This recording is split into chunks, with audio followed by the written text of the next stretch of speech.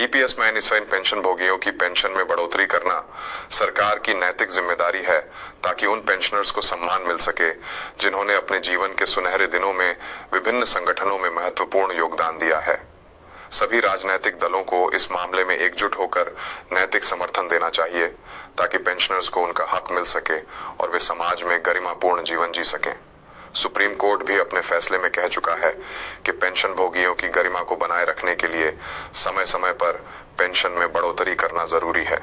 अतः सरकार इस मामले को गंभीरता से लेते हुए पेंशन भोगियों की पेंशन में वृद्धि करनी चाहिए। पेंशनर्स हमारे समाज के अभिन्न अंग हैं और उनका अधिकार है कि वे अपने बच्चों पर निर्भर हुए बिना गरिमापूर्ण जीवन जी सकें। लाखों पेंशनर्स विभिन्न राज्यों में रहते हैं और वे अपने उम्र, खराब स्वास्थ्य और अन्य कमजोरियों के कारण सरकार से न्यायपूर्ण व्यवहार की अपेक्षा करते हैं। कोर्ट के ऐतिहासिक आदेश के बावजूद सरकार उनकी मदद के लिए कोई ठोस कदम नहीं उठा रही है। यह आवश्यक है कि इस बार के वार्षिक बजट में पेंशन भोगियों के लिए विशेष प्रावधान किया जाए ताकि इन पेंशनर्स को राहत मिल सके। खुशहाल पेंशनर्स देश की संपत्ति। खुशहाल और स्वस्थ पेंशनर्स देश की संपत्ति होते हैं।